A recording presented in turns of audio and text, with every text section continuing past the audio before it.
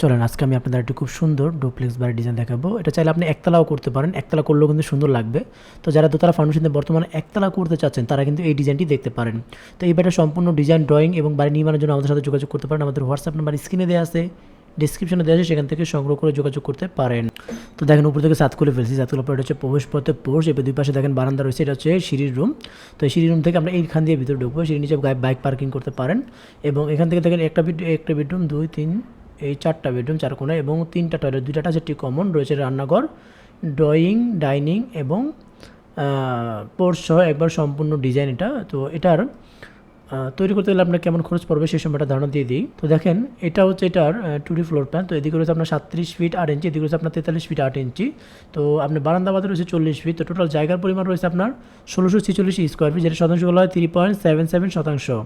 এবারটি যদি আপনি একতলা কমপ্লিট করেন, তো আপনার দোতলা ফাউন্ডেশন দিয়ে কমপ্লিট করতে গেলে আপনার খরচ পড়বে মাত্র 40 লক্ষ টাকার মতো।